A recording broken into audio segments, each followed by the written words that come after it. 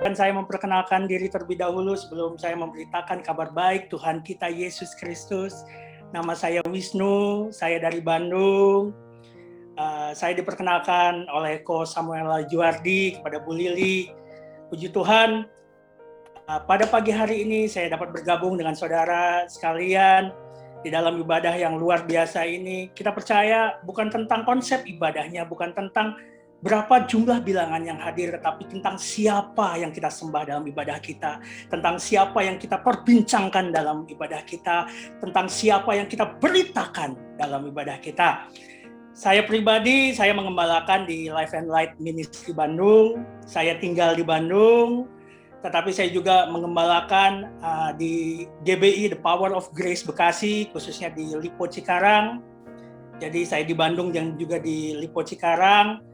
Dan untuk kegerakan pemberitaan kabar baik Injil Kasih Karunia, puji Tuhan, Tuhan singkapan itu sejak tahun 2011, kami di Bandung juga tergabung dengan Pak Samuel Juardi, Samuel Tarigan, almarhumah Ibu Susana Inggriani, dan masih banyak lagi di Good News Network Bandung. Kami beberapa kali juga, saya sempat juga diberkati dengan referensi dari Bu Lili kalau nggak salah, pada beberapa tahun yang lalu ada Michael Tay juga sempat ke Bandung, Pastor Joshua Lee, Pastor Paulo. Jadi sebenarnya kita ini sudah kenal lama, cuman baru ketemu saja Bapak Ibu Saudara. Temannya, lingkupnya itu saja. Kalau memang saya kebanyakan memang bergerak di apostolik untuk perintisan-perintisan gereja, khususnya di Jawa Barat. Dan saya merintis di GBI The Power of Grace, di Lipo Cikarang, Bekasi, Kerawang. Dan kalau di Bandung, kami di Life and Light Ministry di Bandung. Saya sudah menikah, saya punya 1 orang anak dan 1 orang istri. Anaknya akan nambah lagi karena istri saya tahun ini sedang mengandung anak yang kedua. Doakan semuanya sehat, tidak kurang satu apapun. Saya percaya semua dalam anugerah Tuhan. Saya bersyukur diberi kesempatan oleh Ibu Lili, Pastor Lili sebagai gembala di New Covenant Church Surabaya. Saya sudah dengar sih beberapa tahun yang lalu tentang kegerakan juga di gereja ini. Pingin juga kapan-kapan main ke Surabaya, cuman yang lebih sering mungkin Kosem ya yang rutin ke sana. Ini pun beberapa waktu yang lalu, mungkin sebulan yang lalu, bisa ini nggak bantu melayani di ini juga. Nanti saya sampaikan ke Bu Lili. Bisa, asal jangan pas saya pelayanan di Bekasi, saya bilang. Ketika di Bandung, pasti saya bisa pindah jam pelayanannya ke sore. Tapi kalau yang sudah berbentuk gereja biasanya dan sudah onsite, kalau yang di Bekasi sudah onsite, tapi di Bandung sama masih online juga, hanya sesekali onsite. Jadi bisa diatur, saya bilang. Dan kebetulan di tanggal ini pas saya kebetulan ada di Bandung, dan puji Tuhan ini adalah waktu yang Tuhan berikan untuk kita dapat sama-sama bertumbuh dalam pengenalan akan Tuhan. Amin. Dan pada kesempatan yang baik ini, di minggu kita berabodah itu kita mengingat, kita anamnesis, kita membawa kembali apa yang sudah Yesus lakukan, Yesus sediakan, Yesus anugerahkan buat kita. Itulah esensi ibadah. Jadi bukan hanya rutinitas agamawi. Oh, kalau gereja harus ada Zoom, harus ada ibadah. Kalau belum onsite misalnya, tetapi kita tahu kita berkumpul untuk satu tujuan. Kita mau anamnesis. Anamnesis itu mengingat kembali. Anamnesis itu membawa kembali kuasa, membawa kembali peristiwa, membawa kembali anugerah yang sudah Tuhan sediakan bagi kita. Yang sepakat katakan amin. Lambaikan tangan. Haleluya. Kita percaya, saudara, bahwa kita adalah pribadi-pribadi perjanjian baru. Kita adalah ciptaan yang baru, yang lama sudah berlalu. Kita dijadikan manusia yang baru oleh karena penebusannya. Ditebus bukan dengan harta duniawi, ditebus bukan dengan benda yang fana, tetapi ditebus dengan darahnya. Darah Yesus. Imamat berkata, nyawa makhluk ada di dalam darahnya. Hidupnya setiap makhluk ada di dalam darahnya. Dan darah yang empunya sorga, darah anak tunggal Allah yang diberikan bagi kita, yang diserahkan bagi kita untuk penebusan kita. Kita ditebus dengan darah, di mana darah itu adalah nyawa dari segala makhluk. Dan darah siapa yang menebus kita? Darah Yesus Kristus Tuhan. Artinya apa? Kita ditebus dengan hidupnya, kita ditebus dengan nyawanya. Oleh karena itu, kita menjadi pribadi-pribadi yang berkuasa dan luar biasa. Karena tebusannya bukan dengan barang yang fana. Amin saudara. Jadi saya mau bangkitkan ini dulu karena ini masa-masa di kita seminggu setelah kita merayakan Minggu Kebangkitan. Saya lebih senang ngomongin Minggu Kebangkitan loh. Ya itu Paskah, oke, tapi Resurrection Sunday itu buat saya lebih merema. Di mana Minggu Kebangkitan itu adalah menjadi titik poin, momen bahwa iman kita tidak sia-sia. Di Jumat Agung, Ia telah selesaikan segala hutang dosa kita. Dia memberikan semuanya bagi kita dan Dia berkata, Tetelestai, sudah selesai. Dan apa yang Ia sudah selesaikan tidak menjadi sebuah janji yang kosong. Karena Dia tidak dibunuh, tetapi Dia menyerahkan nyawanya sendiri. Dan Dia berkata, di hari yang ketiga, aku akan mengambil kembali nyawaku kembali. Dan Dia membuktikan di hari yang ketiga, di Minggu Kebangkitan, Dia bangkit. Dia bangkit. Sebab Dia bangkit, ada hari esok. Sebab Dia hidup, ku tak gentar. Karena ku tahu Dia pegang hari esok. Hidup jadi berarti sebab Yesus hidup. Hidup kita berarti bukan karena kekayaan kita. Hidup kita berarti bukan karena kemampuan kita. Hidup kita berarti bukan karena pengalaman kita. Hidup kita berarti karena Yesus hidup. Yang percaya katakan amin. Haleluya. Saudara, saya terbiasa saudara ketika online pun masih khotbah kayak KKR, nggak apa-apa ya Bapak Ibu Saudara. Karena kalau nggak ngantuk saudara. Saya masih muda saudara, masih 40 lah. Ya gitu. Jadi kalau khotbahnya agak slowly itu, aduh. Jadi saya mohon maaf kalau agak sedikit teriak-teriak. Tapi ini excitement saudara. Ketika saya memberitakan Injil begitu bergelora hati ini. Bukan karena setumpuk bahan khotbah yang sudah ada tinggal dibagikan. No, bahwa semuanya adalah tentang revelation. Semuanya adalah tentang pewahyuan. Apa yang kita perbincangkan adalah tentang pewahyuan, bukan tentang pengetahuan. Karena apa yang kita dengar dari kebenaran firman-Nya bukan untuk menjadi pengetahuan, bukan hanya untuk menjadi gnosis dalam hidup kita, tapi menjadi gnosko. Kita mengalami apa yang kita tahu, kita mengalami apa yang kita percaya. Yesus sendiri berkata ketika membangkitkan Lazarus, jika kamu percaya, kamu akan melihat kemuliaan Tuhan. Yang sepakat katakan amin. Belum khotbah saudara, ini masih perkenalan. Khotbah saya minggu ini masih tentang Minggu Kebangkitannya. Tetapi bukan tentang peristiwa bagaimana Yesus bangkit, tetapi kuasa dari kebangkitannya. Banyak dari kita hari-hari ini saya dicurhatin banyak gembala, baik gembala yang jumlahnya sudah cukup besar ataupun dalam perintisan juga, merasa banyak jemaat yang mundur imannya, apalagi ketika pandemi ini, apalagi ketika ibadah itu bisa digantikan dengan nonton YouTube atau Zoom. Kalau Zoom masih ada interaksinya, kalau nonton YouTube itu kan ya bisa dibilang mau selewat, mau hanya setengah jam, yang penting saya sudah nonton YouTube-nya ibadah gereja tertentu atau komunitas tertentu, dan itu sudah dianggap ibadah.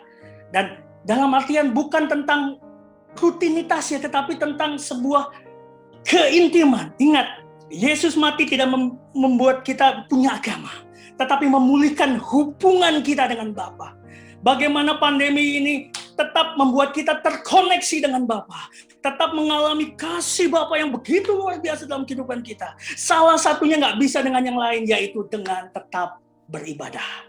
Ibadah itu bukan tentang usaha kita melakukan, tetapi apa? Tentang bagaimana kita mengucap syukur, dan saya bagi di awal tadi, anamnesis. Bagaimana kita mengingat kembali, bagaimana kita membawa kembali, bagaimana kita merenungkan kembali apa yang sudah Ia berikan, curahkan bagi kita. Bukan tentang bagaimana kita menyogok Tuhan dengan apa yang kita punya. Bukan tentang bagaimana kita melakukan sebuah performansi keagamaan kita. Jadi jangan anti dengan ibadah.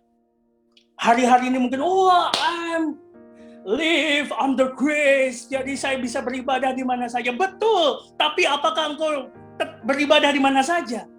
Jawabannya seringkali enggak juga gitu.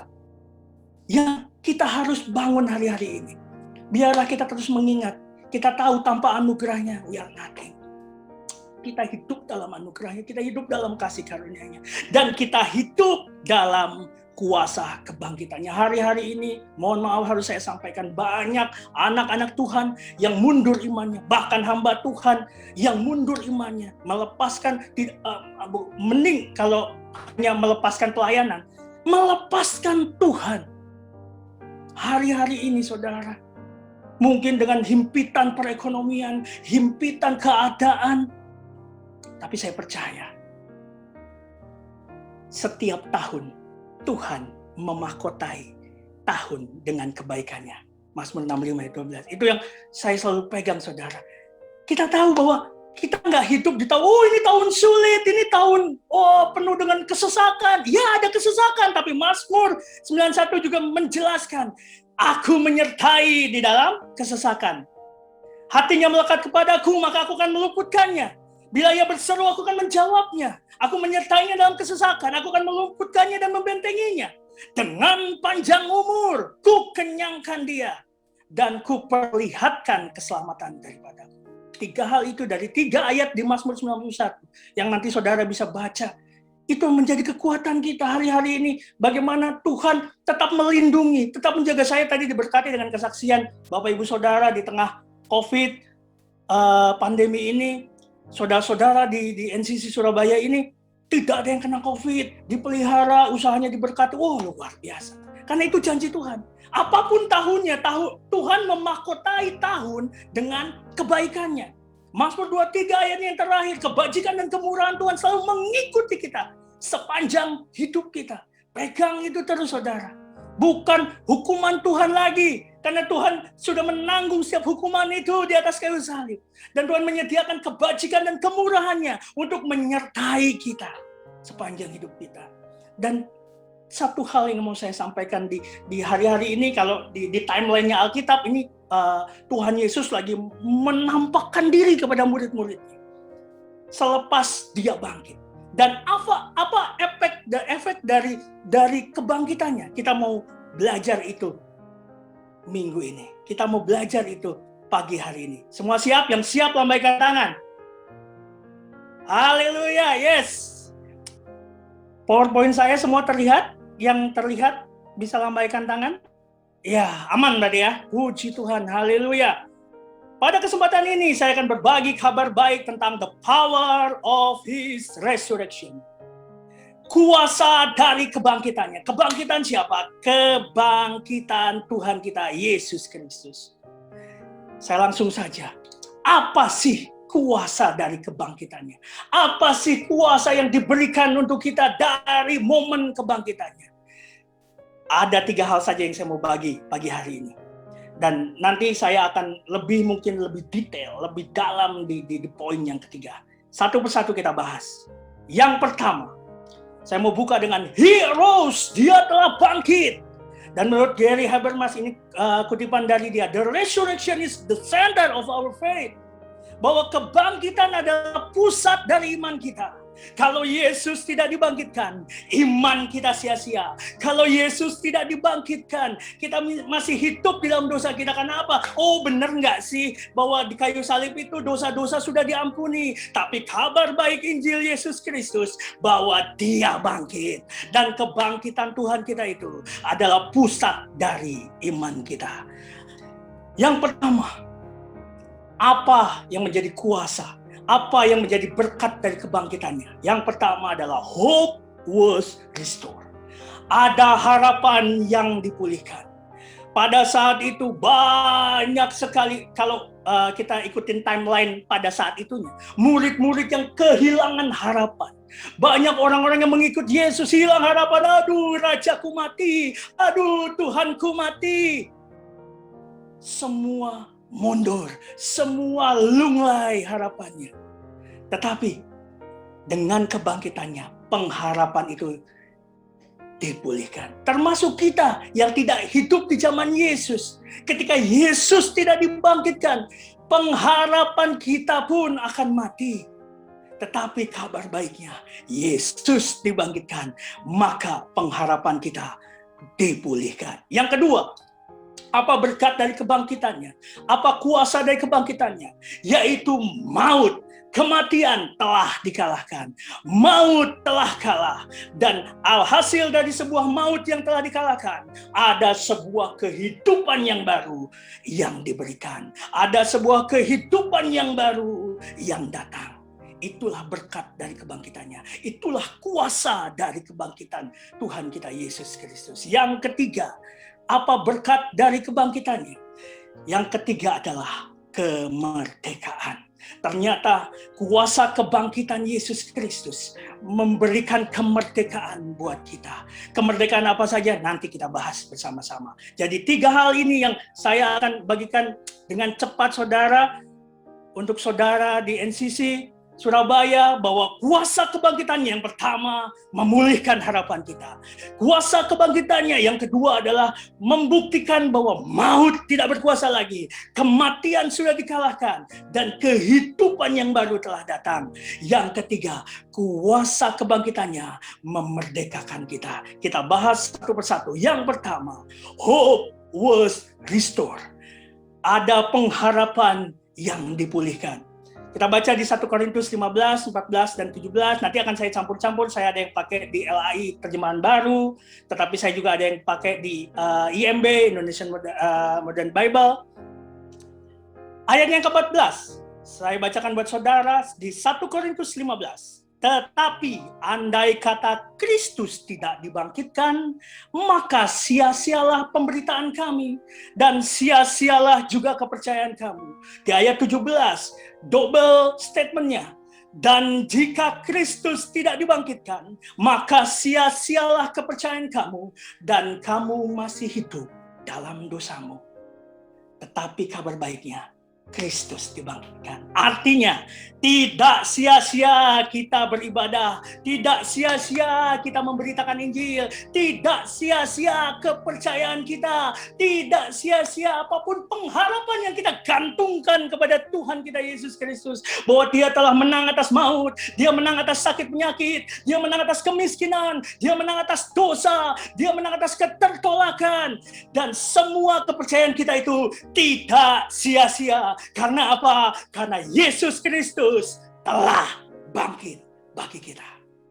Amin saudara. Dan kita tidak lagi menjadi hamba dosa. Kita menjadi hamba kebenaran. Kita menjadi orang-orang yang dibenarkan. Bukan karena perbuatan baik kita, melainkan oleh karena pengorbanannya. Melainkan oleh karena anugerah kebenaran, the robe of righteousness yang diberikan kepada kita, jubah kebenarannya yang diberikan kepada kita.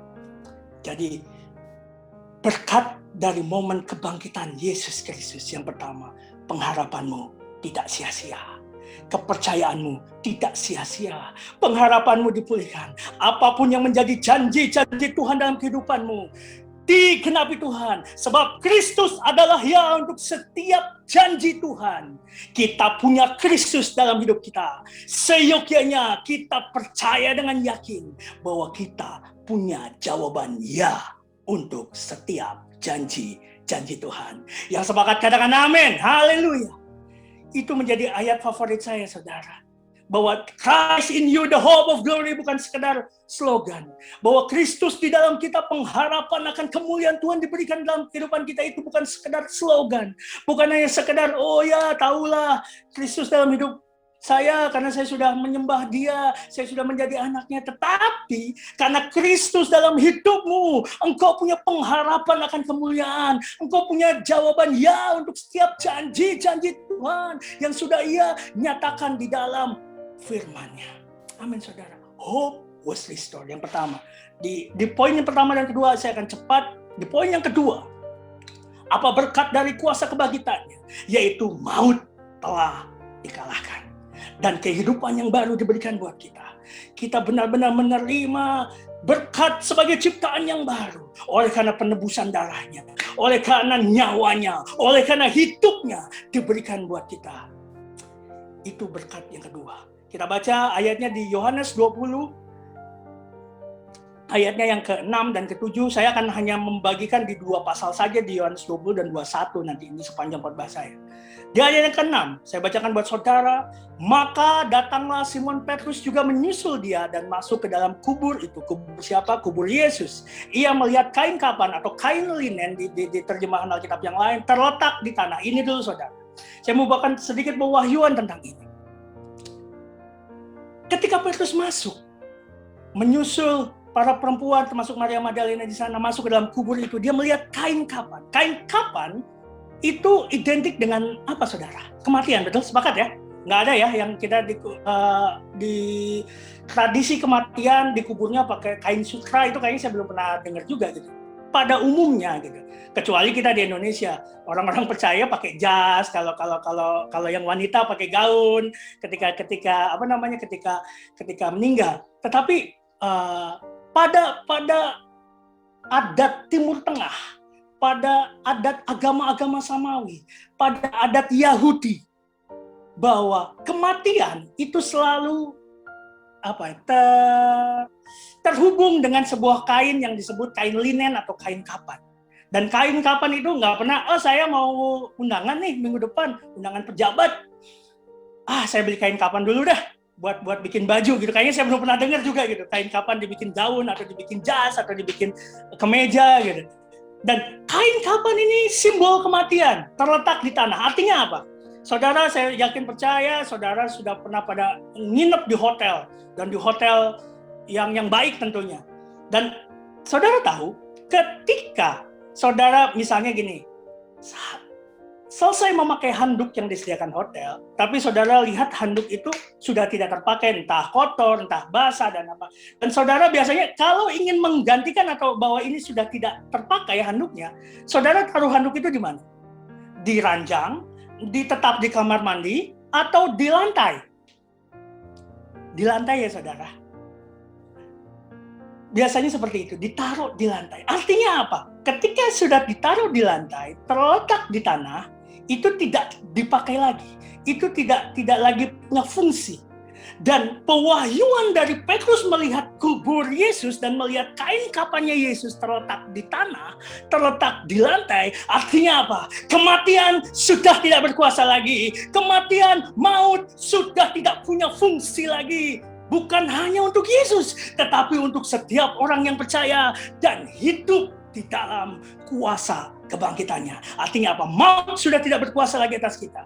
Sehingga ketika kita mati, saudara, jangan takut dengan kematian. Mungkin sekarang masih banyak juga iya. Tetapi jaminannya adalah hidup bersama-sama dengan Dia. Kita tidak lagi ragu mau kemana setelah kematian. Karena apa? Dengan kuasa kebangkitannya, kain kapan itu terletak di tanah. Artinya apa? Yang percaya kepadaku, kain kapan ini sudah tidak punya kuasa lagi terhadapnya. Kematian, di sini kematian kekal tentunya ya. Kematian kekal itu tidak punya kuasa lagi terhadapnya. Tidak hanya di situ, di ayat yang ke-7. Ada satu kain lagi selain kain kapan, yaitu kain peluh. Sedang kain peluh yang tadinya ada di kepala Yesus, biasanya menutupi di muka, tidak terletak di kain kapan. Artinya apa? Tidak terletak di tanah, tidak terletak di lantai. Tetapi agak di samping, di tempat yang lain, dan sudah tergulung. Artinya apa? Kembali lagi ke ilustrasi di hotel. Ketika kita pakai handuk atau handuk yang kecil yang masih kita pakai untuk ngelap muka atau cuci muka di malam hari, itu kita gulung dan kita taruh dekat wastafel. Itu biasanya diganti nggak saudara sama housekeeping? Enggak saudara. Itu akan tetap handuk yang sama. Karena apa? Sudah di tempatnya tidak di lantai, digulung dengan rapi, tergulung dengan rapi. Dan simbol kain peluh ini artinya apa saudara? Artinya ada yang sudah tidak terpakai, ada yang masih terpakai. Kenapa kain peluh masih terpakai? Yesus ngasih tanda untuk setiap kita. Bahwa apa? Aku akan datang kembali untuk menjemput setiap orang-orang yang percaya kepadaku. Karena apa? Kain peluh itu masih ada tergulung rapi. Satu ilustrasi lagi. Beberapa tahun yang lalu saya hobi fitness saudara. Saya suka masuk gym sebelum pandemi tentunya. Kalau sekarang saya ganti olahraganya, tapi kalau basket masih. Jadi walaupun pester, tetap seneng bersosialisasi di luar. Makanya Kalau di luar seringkali saya dipanggilnya Mas Pastor gitu, Mas Pastor. Jadi karena saya juga berasal dari Jawa Tengah, saudara, walaupun tinggal di Bandung, lahir di Bandung, tapi bapak ibu saya dari Jawa Tengah dan Jogja. Jadi dipanggilnya Mas gitu, makanya saudara kalau boleh nggak usah manggil Pak, nggak apa-apa, Mas aja lah. Gitu, Mas Wisnu. Itu intermezzonya. Kembali lagi ke kain peluh tadi. Apa hubungannya cerita gym dengan kain peluh? Saudara yang pernah ke gym, ketika saudara bawa handuk di gym dan saudara sedang pakai alat tertentu di gym dan saudara meletakkan handuk itu di alat yang sedang saudara pakai dan saudara pergi ke toilet, kira-kira ketika ada member gym yang lain yang ingin memakai alat yang saudara pakai dan tetapi sudah ada handuk kecil saudara atau kain peluh saudara diletakkan di sana, dipakai nggak sama member yang lain? Nggak dipakai, karena dia tahu, oh ada yang punya. Oh, yang punya masih pakai alat ini.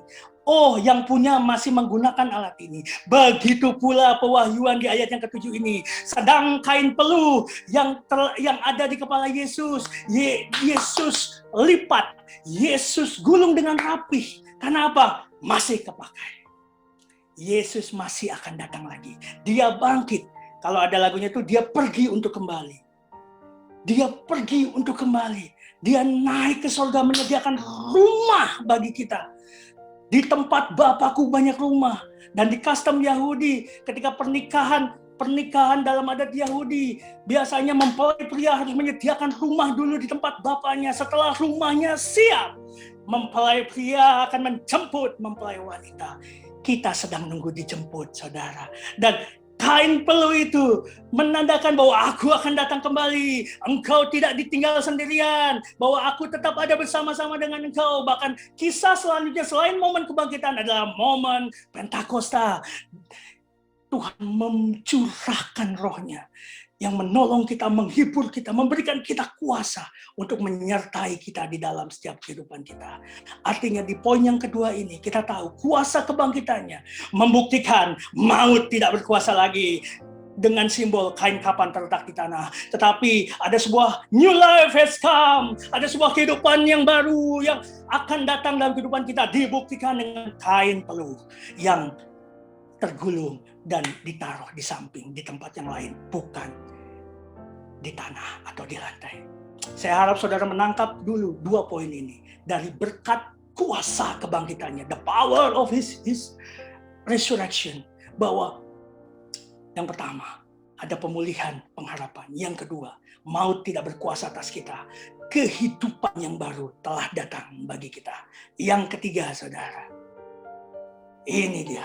Saya akan sedikit cukup agak lama di sini, saudara, tentang bagaimana kuasa kebangkitannya, kuasa kebangkitan Yesus Kristus memberikan kemerdekaan bagi kita dan memberikan kuasa kita untuk menjalani kehidupan.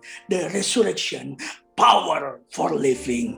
Kebangkitannya adalah kuasa, adalah energi bagi kita untuk menjalani kehidupan. Langsung saja, saudara. Kuasa kebangkitannya memerdekakan kita dari yang pertama, kesedihan. Yang kedua, ketakutan. Yang ketiga, keraguan. Yang keempat, keputusasaan. 4 hal ini yang nanti dibuktikan oleh Yesus sendiri. Bagaimana dia menyelesaikan, memerdekakan keempat hal yang sering dialami oleh orang-orang percaya. Bahkan sampai saat ini. Ada kesedihan, ada ketakutan, ada keraguan. Bahkan ketika sudah memuncak, ada sebuah keputusasaan. Pertanyaannya, apakah orang percaya nggak boleh sedih? Apakah orang percaya nggak boleh takut? Apakah orang percaya nggak boleh ragu?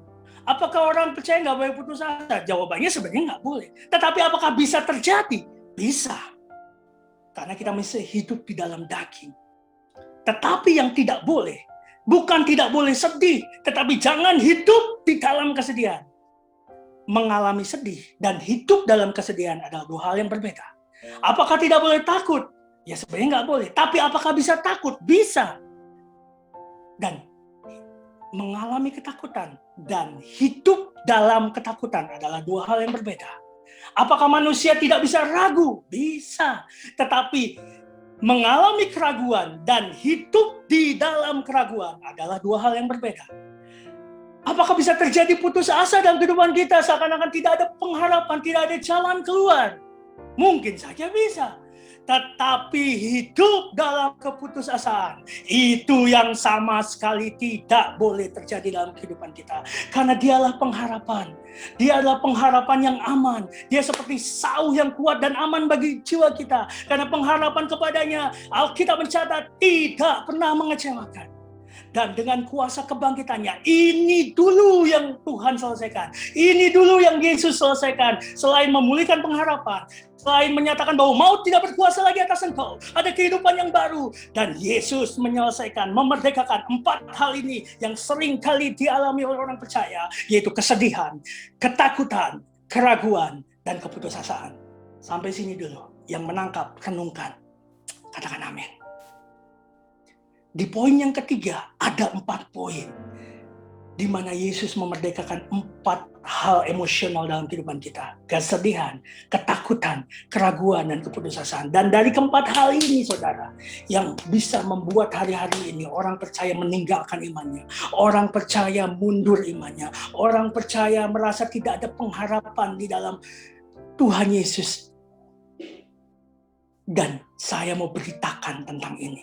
Ada kuasa kebangkitan. Kita hidup dalam kuasa kebangkitannya yang memerdekakan kita dari 4 hal ini. Dan itu sendiri yang Yesus buktikan buat kita semua. Kita buka ayatnya bersama-sama. Yang pertama, kuasa kebangkitannya memerdekakan kita dari segala kesedihan. Setiap kita bisa sedih. Saya pun mengalami kesedihan, saudara. Ya kayak tadi ada yang keluarganya dipanggil pulang, pasti mengalami kesedihan, dan itu alamiah. Tubuh jasmani kita bisa merasakan kesedihan. Yang Tuhan mau adalah jangan berlarut dalam kesedihan, jangan hidup dalam kesedihan. Dan karena kesedihan ini sudah Yesus merdekakan. Kita buka sama-sama. Ketika kita berjumpa dengan kuasa kebangkitannya, kita berjumpa dengan Yesus, kita mengalami kuasa kebangkitannya, maka kesedihan itu akan sirna. Kita akan belajar dari kisah Maria. Kita tahu Maria Magdalena adalah pribadi yang begitu sedih ketika Yesus disalib. Begitu sedih ketika Yesus dikubur. Dan dia tidak, lebih sedih lagi ketika melihat kubur Yesus kosong. Bukan karena dia tahu Yesus sudah bangkit. Dia pikir Yesus dicuri, Tuhanku dicuri orang. Dan malaikat-malaikat bilang, oh enggak, Tuhanmu enggak dicuri orang. Kita mau baca sama-sama, saudara. Saya enggak baca di keseluruhan ayatnya. Kita highlight saja langsung ke ayat 11. Tetapi Maria berdiri dekat kubur itu. Kubur siapa? Kubur Yesus. Dan apa? Menangis. Menangis itu respon apa, saudara? Menangis itu respon sedih. Sepakat saudara dengan saya bahwa menangis itu sedih? Ada juga menangis bahagia. Tetapi di sini dalam konteksnya Maria, dia menangis sedih. Sambil menangis, ia menjenguk ke dalam kubur itu. Ia menjenguk ke dalam kubur Yesus. Saya loncat ke ayat 16. Dan ketika Maria merasa Yesus dicuri, malaikat menguatkan, oh enggak dicuri. Dan Yesus datang kepada Maria. Datang kepada Maria dalam kuasa kebangkitannya. Dan berkata kepada Maria, Maria. Maria dipanggil dengan namanya. Begitu pula kita. Ketika kita sedih, Yesus datang kepada kita. Seringkali ketika kita sedih, Yesus mau datang kepada kita. Kitanya yang datang kepada yang lain. Kita datang kepada kekuatan kita. Kita datang kepada koneksi kita. Kita datang kepada pengetahuan kita. Kita datang kepada pengalaman kita. Kita datang kepada sebuah kegembiraan yang semu. Padahal Yesus sudah bersiap datang kepada kita dan memanggil nama kita. Dari momen kuasa kebangkitannya, kita mau belajar bahwa ketika kita mengalami kesedihan, Yesus datang dengan kuasa kebangkitannya yang menyelesaikan, memerdekakan kita dari kesedihan kita. Yesus memanggil nama kita seperti Yesus memanggil nama Maria, Maria. Dan Maria berpaling dan berkata kepadanya dalam bahasa Ibrani, Rabuni, Rabi, yang artinya guru. Maria tahu bahwa itu Yesus. Dan efek dari perjumpaan dengan Yesus di dalam kuasa kebangkitannya, efek dari kuasa kebangkitan yang dialami oleh Maria, apa saudara? Kita lihat. di ayat yang 18. Setelah bertemu dengan Yesus, wah, Maria berubah. Di ayat sebelumnya, Maria bahkan ingin memeluk Yesus, tapi Yesus bilang, jangan dulu jamah aku belum pergi kepada Bapakku. Dan selanjutnya, Maria Magdalena pergi dan berkata kepada murid-murid. Dia tidak sedih lagi, dia tidak menangis lagi, tetapi dia pergi. Kalau boleh saya bahasakan di bahasa anak sekarang, dia move on, dia nggak galau lagi. Maria move on, dan Maria punya sebuah energi yang besar untuk berkata kepada murid-murid, aku telah melihat Tuhan, dan juga bahwa dia telah mengatakan hal-hal itu kepadanya. Efek dari kuasa kebangkitan lewat perjumpaan dengan Yesus adalah kuasa kebangkitannya menyelesaikan, memerdekakan setiap kesedihan kita. Itu yang pertama berkatnya. Dan itu dibuktikan oleh Yesus sendiri. Ketika Yesus tahu Maria sedih, Yesus menampakkan dirinya kepada Maria. Yesus memerdekakan Maria dari kesedihannya dan membuat Maria move on, membuat Maria hatinya bergelora dan berkata kepada murid-murid yang lain bahwa aku telah melihat Tuhan. Di poin ini, apakah saudara sepakat dengan saya bahwa ketika kita hidup dan sudah hidup dalam kuasa kebangkitannya, karena kuasa kebangkitannya sudah diberikan kepada kita, kesedihan tidak berkuasa atas kita.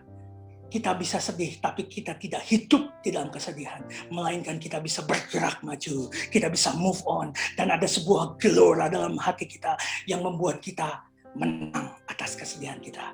Itu berkat yang pertama dari kuasa kebangkitannya memerdekakan kita dari kesedihan. Yang kedua, apalagi yang Yesus lakukan untuk memerdekakan kita dari ketakutan. Ini dia, masih di Yohanes 20. Nanti kalau saudara ada waktu, ya saya percaya selalu ada waktu.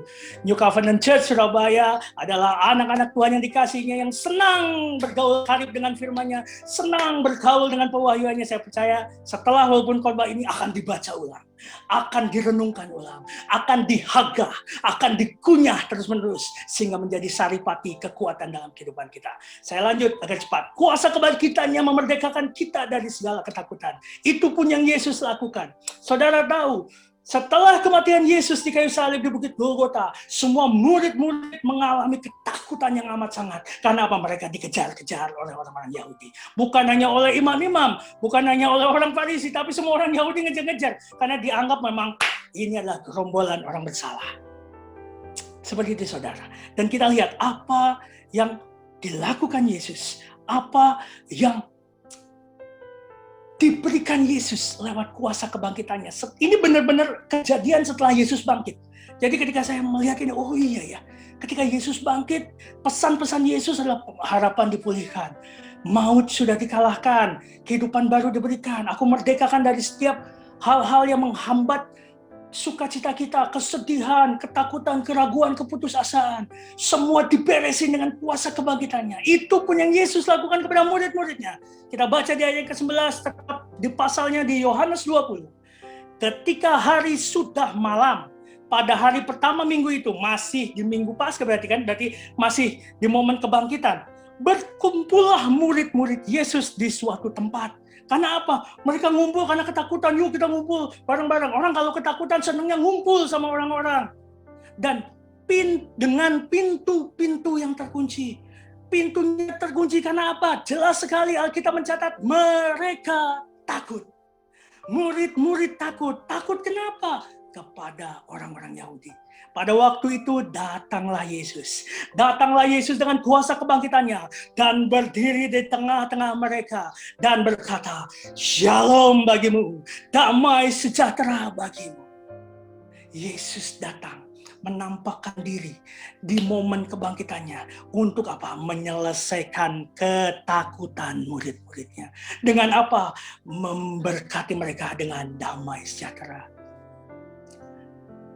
Antidot dari ketakutan bukan keberanian, saudara. Oh, saya percaya NCC yang terus diajar dalam kebenaran firman Injil Yesus Kristus pasti tahu, bukan dengan keberanian kita melawan ketakutan. Tetapi obat dari ketakutan adalah kasih yang sempurna. Karena kasih yang sempurna melenyapkan ketakutan. Ketika ada ketakutan dalam hidupmu, bukan jangan diberani-beraniin hidupmu, tetapi datang kepada Sang Kasih yang sempurna, Sang Kasih karunia, Yesus Kristus Tuhan, yang akan suddenly, tiba-tiba, ujuk-ujuk, mak betunduk, menyelesaikan ketakutan saudara dan saya. Dan ini juga yang Yesus lakukan lewat kuasa kebangkitannya. Murid-murid takut berkumpul di suatu tempat dengan pintu-pintu yang terkunci. Tetapi ketika Yesus datang, Yesus memberikan damai sejahteranya. Yesus mencurahkan kasih-Nya. Bahwa ada shalom, ada keamanan, ada kesejahteraan, ada kepenuhan, ada keutuhan. Itulah paket berkat shalom. Bukan hanya sekedar damai sejahtera di hati. Ada sebuah paket berkat yang Yesus berikan kepada murid-murid yang mengalami ketakutan. Dan paket berkat itu yang disebut kasih yang sempurna. Karena Alkitab mencatat kasih yang sempurna yang melenyapkan segala ketakutan kita. Amin, saudara. Dan apa efek dari kasih yang sempurna yang diberikan Yesus? Apa efek kuasa kebangkitan yang dinyatakan Yesus kepada murid-muridnya? Dan sesudah berkata demikian, ia menunjukkan tangannya dan lambungnya kepada mereka. Di ayat yang ke-20, murid-murid itu bersukacita ketika mereka melihat Tuhan. Jadi berkat dari kuasa kebangkitannya adalah memerdekakan kita dari ketakutan kita. Ketika Yesus menampakkan diri kepada murid-murid dan memberkatinya dengan shalom, seketika itu juga suddenly murid-murid itu bersukacita. Begitu pula kita, apapun ketakutan kita hari-hari ini, temui Dia dalam kuasa kebangkitannya. Oh, alami Dia dalam kuasa kebangkitannya, dan suddenly engkau akan bersukacita. Karena ketika engkau berjumpa dengan Dia, encounter with Jesus, engkau bertemu di dalam suatu keintiman roh, maka sukacita, shalom itu limpah dalam kehidupan saudara dan saya. Inilah efek yang kedua. Kuasa kebangkitan Yesus memerdekakan ketakutan. Ini yang harus kita pegang, saudara. Bahwa Yesus tidak pernah meninggalkan, bukan hanya sekedar Dia bangkit membuktikan bahwa Dia adalah Tuhan yang berdaulat, Tuhan yang berkuasa, tetapi Dia tahu bahwa ada yang harus diselesaikan dari setiap muridnya, setiap orang percaya. Yang pertama tadi, kesedihan. Yang kedua, ketakutan. Dan kuasa kebangkitannya menyelesaikan dua hal itu. Bukan hanya kesedihan dan ketakutan. Yang ketiga, kuasa kebangkitannya juga menyelesaikan dan memerdekakan kita dari keraguan. Saudara pasti sudah bisa nebak. Masih di pasal yang sama. Ini adalah tentang pribadi murid Yesus yang namanya Thomas. Juga disebut Didimus. Thomas ini, saudara, dia pada saat Yesus datang di suatu tempat dengan pintu-pintu yang terkunci tadi dan berkata shalom, itu Thomas nggak ada di sana. Jadi Thomas nggak percaya. Dan Thomas punya respon begini, saudara. Saya bacakan buat saudara di Yohanes 20 ayatnya ke-25. Maka kata murid-murid yang lain kepadanya, kami telah melihat Tuhan. Tetapi Thomas berkata kepada mereka, sebelum aku melihat bekas paku pada tangannya, dan sebelum aku mencucukkan jariku ke dalam bekas paku itu, dan mencucukkan tanganku ke dalam lambungnya, sekali-kali aku tidak percaya, kata Thomas. Kalau belum aku mengalami dengan panca indraku. Gampangannya kayak gitu. Apakah kita ada yang seperti Thomas? Banyak, saudara. Percaya kalau sudah melihat. Padahal iman itu adalah percaya walaupun belum melihat, bukan tidak melihat. Karena segala sesuatunya sudah di dalam perjanjian baru, di dalam perjanjian yang baru yang sudah dimateraikan oleh darahnya, bahwa semuanya sudah dikaruniakan. Segala berkat rohani sudah dikaruniakan untuk saudara dan saya. Efesus 1 ayat 3. Semuanya sudah, tetapi seringkali belum kita lihat. Oleh karena itu kita percaya, kita masuk di dalam oleh jalan masuk kasih karunia itu, yaitu apa? Iman. Oke, kita menerima iman oleh karena kasih karunia. Tetapi jalan masuk untuk menerima segala suplai kasih karunia itu adalah percaya, iman. Makanya tadi di awal saya juga bagikan, jika engkau percaya, engkau akan melihat kemuliaan Tuhan. Begitu pula dengan Thomas. Thomas percayanya kalau ketika melihat, maka kalau saudara baca di akhir kisah tentang Thomas ini, Yesus bilang kepada Thomas, berbahagialah orang yang percaya walaupun tidak melihat. Karena Yesus bilang ke Thomas, engkau percaya karena engkau melihat. Tetapi Yesus pun mengasihi Thomas. Jangan kita juga menghukum orang-orang yang masih juga punya paradigma untuk, ya aku percaya kalau melihat. Makanya hari-hari ini juga Tuhan masih menyatakan dan terus menyatakan kuasa dan mujizatnya untuk apa? Untuk yang percayanya harus dengan melihat, dia bisa percaya. Dan kita dipakai untuk memberitakan Injil. Dan pemberitaan Injil Yesus Kristus ini kita mencatat disertai tanda-tanda ajaib dan mukjizat. Jangan anti dengan tanda-tanda ajaib dan mukjizat. Karena itu menyertai pemberitaan Injil yang sedang kita lakukan hari-hari ini. Bukan hanya menumpuk sebuah pengetahuan, tetapi ada kuasa yang keluar dari pemberitaan Injil ini. Itu saudara. Dan itu yang saya praktekkan di dalam pelayanan. Saya rindu juga mendoakan banyak orang dan Tuhan menyatakan tanda-tanda ajaib dan mukjizatnya. Kesembuhan terjadi, kelepasan terjadi. Setelah itu baru di follow up, diajar, bertumbuh dalam kasih karunia, bertumbuh di dalam pengenalan Tuhan kita Yesus Kristus.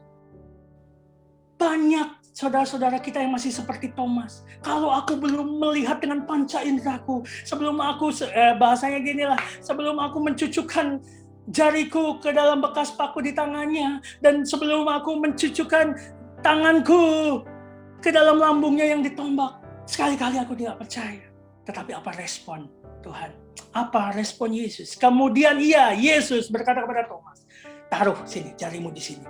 Lihat tanganku, ulurkan tanganmu, dan cucukkan ke dalam lambungku. Dan jangan engkau tidak percaya lagi, melainkan percaya. Yesus tidak menolak Thomas yang tidak percaya ini. Yesus malah menyediakan dirinya. Lihat nih kuasaku. Lihat nih, ini aku. Begitu pula kita. Ketika kita menghadapi setiap saudara-saudara kita yang mungkin dalam kelemahan iman. Mungkin dalam beban yang begitu berat sehingga imannya tidak tumbuh. Bagian kita adalah memberitakan kasih-Nya saja. Memberitakan kebaikannya. Dan kita percaya di dalam pemberitaan itu ada tanda-tanda ajaib, mukjizat, ada kuasa Roh Kudus yang menjamah saudara-saudara kita itu, dan saudara kita itu akan menemukan Yesus secara pribadi dengan panca inderanya. Itu saudara. Dan apa yang terjadi setelah Thomas mencucukkan jari dan tangannya kepada tangan dan lambung Yesus? Ini dia. Thomas menjawab Yesus, ya Tuhanku dan Elohimku. Ya Tuhanku, aku percaya itu Engkau, itu Tuhan. Setelah mencucukkan tangannya. Berbahagialah kita yang belum pernah mencucukkan tangan kita ke tangan yang berlubang Yesus. Belum pernah mencucukkan tangan kita ke lambungnya yang tertombak. Tetapi kita percaya pengorbanannya, kita percaya anugerahnya, kita percaya kebaikannya, kita percaya kuasa kebangkitannya. Berbahagialah, karena segala janjinya pasti digenapi dalam kehidupan kita. Karena Dia Allah yang setia. Kita bisa nggak setia, tetapi Dia Allah yang setia. Dia Tuhan yang setia. Dia Bapa kita yang setia. Dia selalu menganugerahkan kita dengan kebaikan. Dia selalu menganugerahkan kita dengan anugerah yang terus-menerus. Karena Dia Tuhan yang setia. Dia Tuhan yang tidak pernah mengecewakan kita. Mungkin banyak hal kita mengecewakan Dia, tetapi Dia tidak pernah mengecewakan kita. Karena Dia Tuhan yang setia. Yang ketiga, kuasa kebangkitannya menyelesaikan, memerdekakan setiap keraguan kita. Itu pun yang Tuhan Yesus nyatakan kepada Thomas. Yang keempat, saya selesai dengan ini. Kuasa kebangkitan Yesus Kristus Tuhan kita menyelesaikan, memerdekakan setiap keputusasaan. Masih di rentetan kisah yang sama. Tetapi di pasal yang berbeda, yaitu di Yohanes 21. Ini kisah yang terkenal, di mana Yesus menampakkan diri kepada Simon Petrus dan teman-temannya. Ada Thomas, ada Nathanael, dan dua anak-anak Zebedeus, dan dua orang lainnya. Jadi kalau nggak salah 6 orang lah di sana. Ayat ketiga, saya langsung loncat. Ini kejadiannya di pantai Danau Tiberias. Kita tangkap baik-baik pewahyuan ini. Kata Simon Petrus kepada mereka, aku pergi menangkap ikan. Kata mereka kepadanya, mereka ini teman-temannya, termasuk tadi Thomas, termasuk Nathanael, anak-anak Zebedeus, dan yang lainnya. Oke, kami juga pergi dengan engkau. Dan mereka berangkat lalu naik ke perahu. Tetapi ini yang saya highlight. Malam itu mereka tidak menangkap apa-apa. Apakah saudara sepakat dengan saya bahwa Simon Petrus, Thomas, dan yang lain-lainnya itu adalah lulusan nelayan yang sangat handal sebelum jadi muridnya Yesus. Jadi menangkap ikan itu bukan hal yang sesuatu yang menyulitkan, bukan sesuatu yang baru, bukan karena mereka sebelum pernah melakukannya. Mereka ini ahli dalam melakukannya. Bahkan Simon Petrus ini sudah 2 kali Yesus menampakkan diri kepada Simon Petrus ketika Simon Petrus sedang menjala ikan. Yang pertama ketika Simon Petrus ditarik menjadi murid Yesus. Yang kedua ini, kita lihat ya. Tapi malam itu mereka nggak menangkap apa-apa. Artinya apa? Dengan pengetahuan, dengan kemampuan, dengan pengalaman, mereka andalkan karena kita butuh makan. Ya udah yuk kita cari ikan lagi, kita jadi nelayan lagi. Dan malam itu mereka nggak nangkap apa-apa. Ayat keempat saya lanjutkan dulu sampai ayat ke-6. Ketika hari mulai siang. Bahasa yang lain ketika menjelang pagi. Jadi hari mulai siang ini bagi nelayan itu adalah subuh lah. Udah mulai mendekati subuh karena biasanya nelayan itu menangkap ikan di malam hari. Karena ketika malam hari suhu di bawah air itu menjadi lebih hangat dan ikan ngumpul di tengah dan bukan di pinggir, di tengah.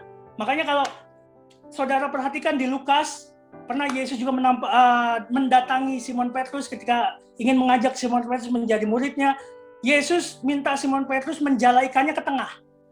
Nanti dibaca sendiri ya, kayak gitu. Tetapi pada konteks ini, setelah Yesus bangkit dari kematian dan menampakkan diri kepada Simon Petrus, Thomas dan yang lainnya, kita lihat konteks ini ya.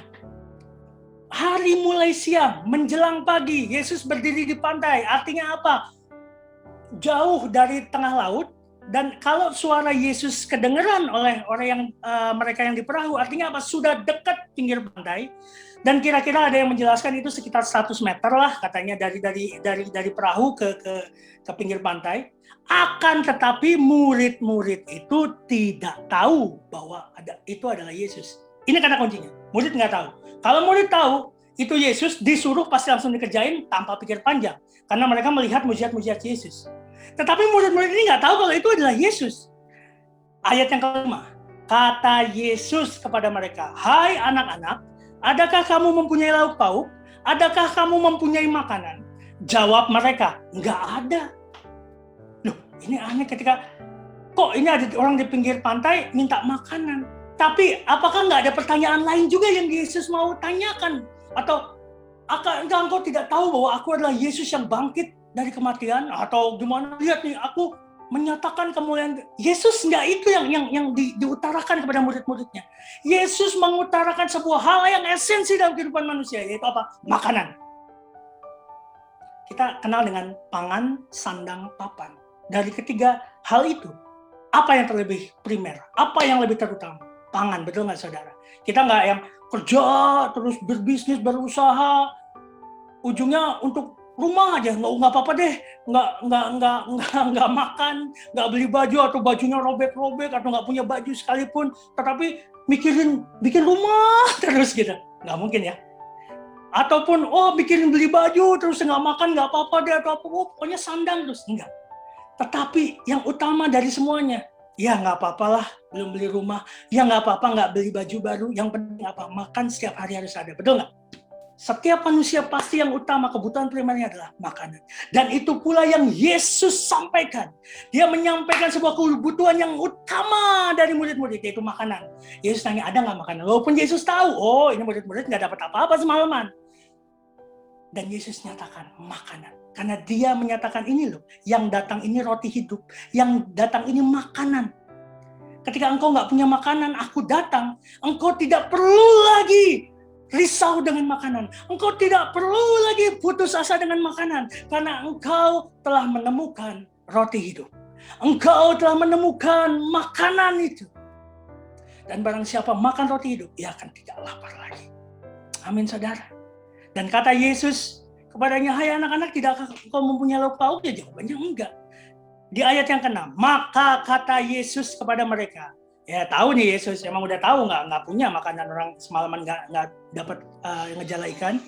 tebarkanlah jalamu di sebelah kanan perahu, maka kamu akan peroleh. Lalu mereka menebarkannya dan mereka tidak dapat menariknya lagi karena banyaknya ikan. Di sini highlightnya. Yesus langsung bilang, tebarkan jalamu di kanan. Kondisinya, hari mulai siang. Semalaman yang di tengah danau aja, nggak dapat apa-apa. Ini di pinggir, suruh nebarin. Dan di kanan. Aneh kan, kenapa nggak di kiri atau di mana gitu ini? Kanan, untuk apa? Kita lihat mereka menebarkan atau enggak.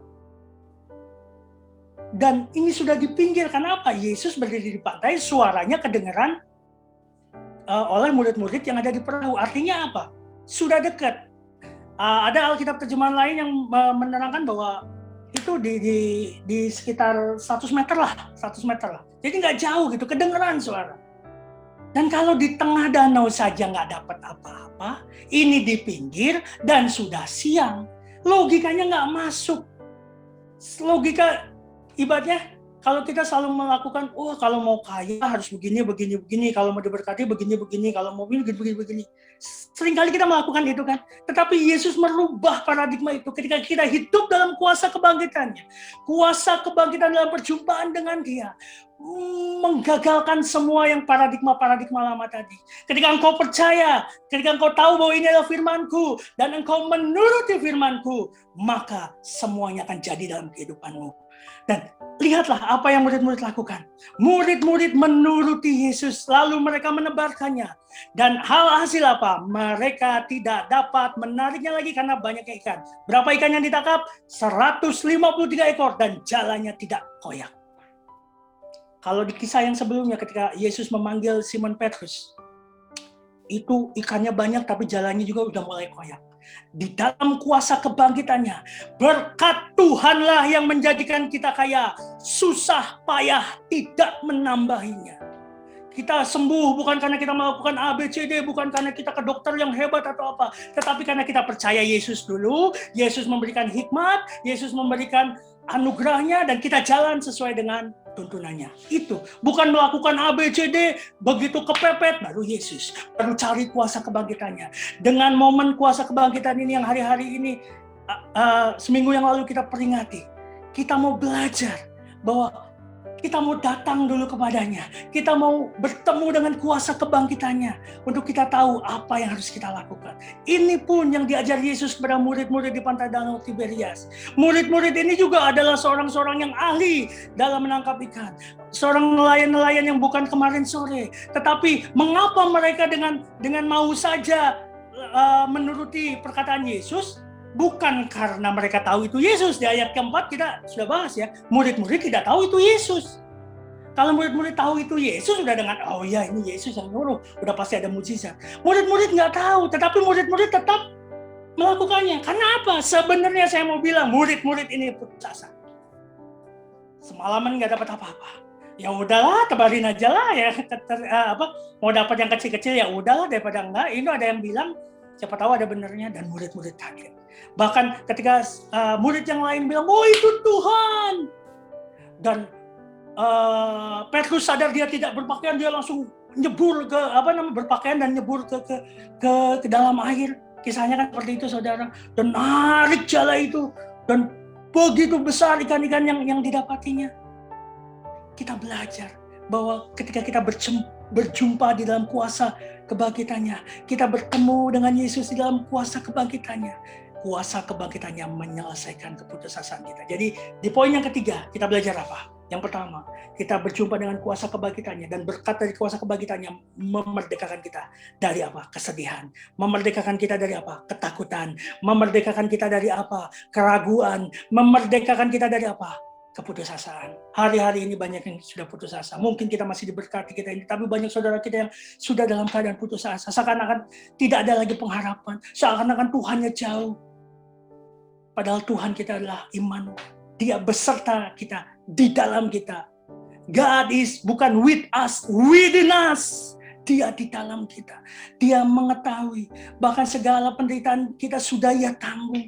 Apa yang kita alami hari-hari ini tidak sebanding dengan apa yang sudah Ia terima.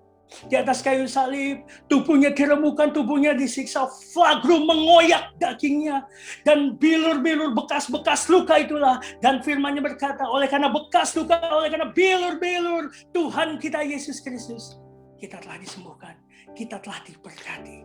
Amin, saudara. Saya tutup dengan ini. Pertemuan dengan Yesus adalah akhir dari segala pencarian kita. Apapun yang kau cari dalam kehidupan ini, bertemulah dengan Dia, berjumpalah dengan Dia dalam kuasa kebangkitannya. Karena kuasa kebangkitannya sudah dianugerahkan dalam hidupmu. Ada roh Tuhan, ada roh kudus dalam kehidupanmu, yang memampukan engkau menerima kuasa demi kuasa, anugerah demi anugerah, kemuliaan demi kemuliaan. Karena jaminannya adalah rohnya yang diberikan kepadamu. Jesus is the only solution to every problem. Yesus adalah satu-satunya solusi. Jangan jadikan Yesus salah satu solusi, tapi jadikan Yesus satu-satunya solusi untuk setiap permasalahan kita. Ketika kita menjadikan Yesus satu-satunya solusi untuk setiap permasalahan kita, maka Tuhan akan menganugerahkan hikmat-Nya, menganugerahkan marifat-Nya, menganugerahkan tuntunannya untuk bagaimana kita harus bergerak, bagaimana kita harus bersikap, bagaimana harus kita memutuskan. Itu semua datang dari anugerah-Nya. Saya mau menaikkan sebuah pujian yang memberkati kita. Saudara mungkin kenal pujian ini. Yesus terlebih besar. Yesus terlebih besar di dalamku, di dalammu juga. Yesus terlebih besar. Yesus terlebih besar di dalamku selama-lamanya. Karena ada kuasa kebangkitannya dalam kehidupan saudara dan saya. Yesus terlebih besar dalam kehidupan kita, di dalam kita, untuk selama-lamanya. Jangan khawatir hidupmu, jangan sedih hidupmu, jangan takut hidupmu, jangan ragu hidupmu, jangan putus asa, karena ada kuasa kebangkitannya yang memerdekakan engkau. Maut sudah dikalahkan, kehidupan yang baru diberikan, ada pengharapan yang dipulihkan. Mari saya undang saudara untuk mengangkat tangan dan saya akan berdoa untuk saudara. Oh, haleluya, haleluya. Terima kasih Tuhan Yesus, terima kasih untuk kesempatan yang indah. Terima kasih untuk pagi siang hari ini. Kami percaya bukan suatu kebetulan Tuhan. Engkau mengutus aku Tuhan, membawa aku kepada anak-anak-Mu yang terkasih di New Covenant Church Surabaya. Kau memberkati kami semua pagi hari ini. Kami bukan mendengarkan perkataan manusia, kami mendengarkan perkataan-Mu. Kau hanya memakai lidah manusia, Kau hanya memakai kami Tuhan untuk memberitakan apa yang ingin Engkau sampaikan.